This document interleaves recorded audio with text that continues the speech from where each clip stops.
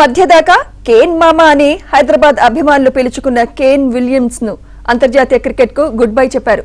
16 ఏళ్ల కెరీర్ కు ముగింపు పలుకుతున్నట్లు ప్రకటించాడు.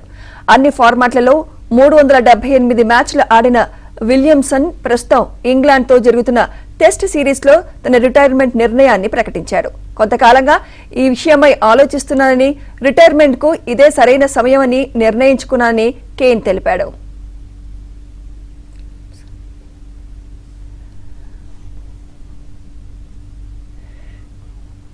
ఇదే అంశంపై మాట్లాడేందుకు స్పోర్ట్స్ అనలిస్ట్ వెంకటేష్ గారు మనతో పాటు ఉన్నారు. నమస్తే సార్. నమస్తే Sumitra. So what's your response on this?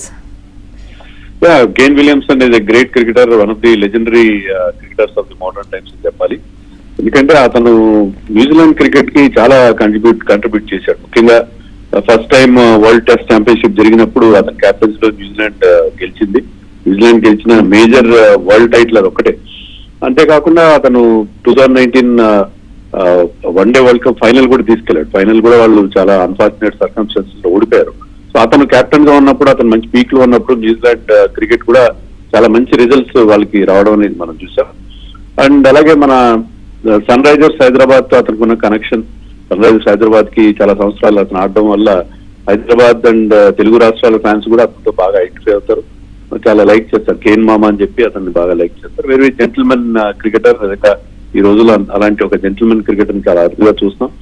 And అతని పర్ఫార్మెన్స్ కానీ, అతని యాటిట్యూడ్ కానీ చాలా, ఈవెన్ ఐపీఎల్ లో కూడా చాలా బాగా పర్ఫార్మ్ చేశారు. ఒకసారి ఆరెంజ్ క్యాప్ కూడా గెలిచాడు ఎస్ఆర్ఎస్ ని.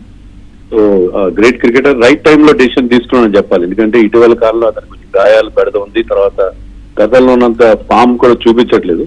I think taking the right decision at the right time అని మనం అనుకోవాలి. రైట్. థ్యాంక్ యూ వెంకటేష్ గారు.